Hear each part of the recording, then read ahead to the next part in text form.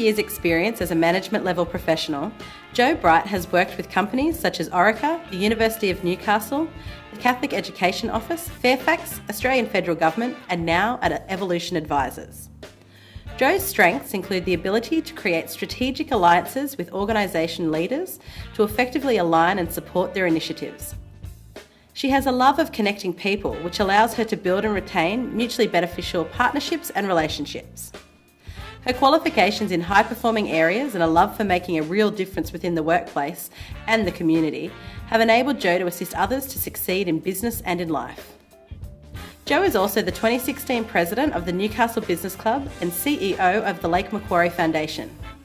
Both volunteer roles that allow Jo to incorporate philanthropy and the development of business relationships into her life.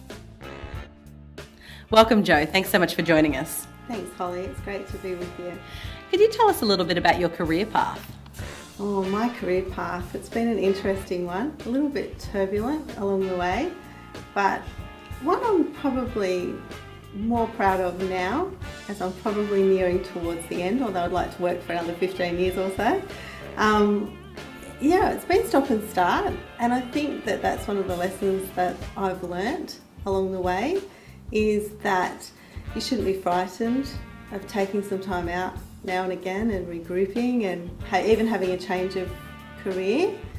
So I started off with a definite course, like I knew what I wanted to do and probably got there a little bit too quickly, and then I decided to take a detour along the way. Worked for some fantastic organisations, and probably it's taken 20 years on for me to realise just how lucky I was, and how lucky I was to be put in some really great leadership roles really early in my career, particularly for places like the Herald, who gave me a real chance and promoted me quite quickly to a management role, and I really enjoyed it, definitely enjoyed it, but on reflection I was probably too quick. I wish I could go back and do a lot of it again now. What do you believe has shaped your leadership style? I think learning to be myself. A wise man a long time ago said very early on to me, your best quality is when you are yourself and you're authentic.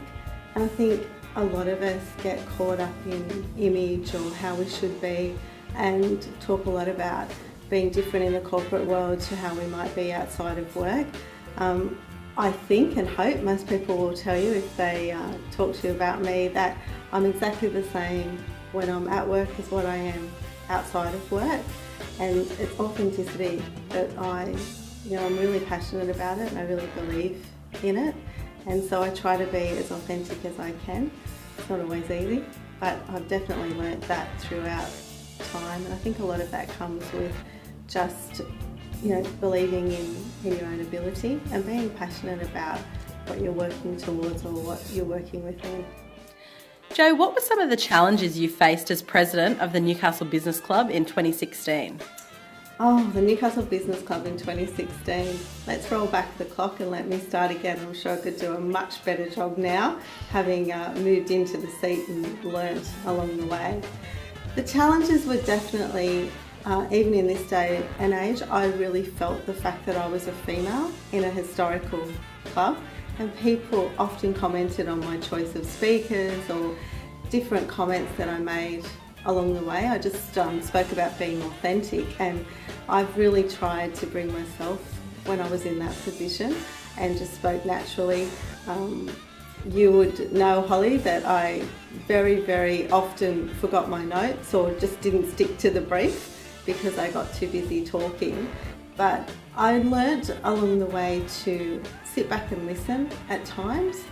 It's a really strong committee and there's a lot of strong people there, and we're doing great work, I believe, in binding Newcastle business together. So the lessons I've learnt, again, are just to smile, be patient, and to learn to collaborate a lot better. What motivates and drives you? What motivates and drives me? Oh, I'd love to see what some of my friends and family would say about that. But honestly, it's just, I am definitely a glass half full person, And I'm driven by just waking up each morning. You know, I think you get one shot at life and you've got to make the best of it. Don't sweat the small stuff, just get over it. I can hear people cringing and I can hear others laughing as they're watching this. They would say for sure, she definitely sweats the small stuff. But I do in an important sort of way. I am driven for perfection, and that can really be a curse. I often say at work, particularly to my employers, that, you know, it has its pluses and its minuses.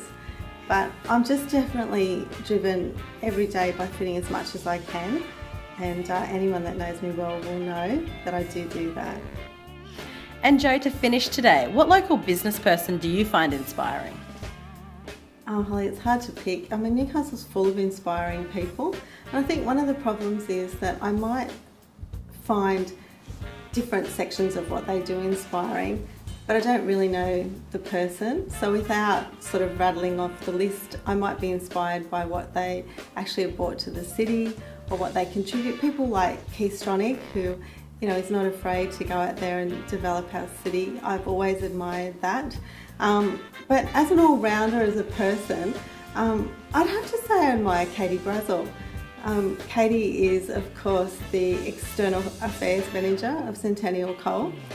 She actually employed me in my job with Joel, and we worked together many years ago, 16 years ago actually. But Katie is who she is, and I love the way she is just an all-rounder. She's so passionate about giving to causes. She's very philanthropic, and so I do admire her a lot. Excellent. Thank you so much for your time today, Jo. Thanks, Holly. It was actually painless and quite a pleasure. Thank you.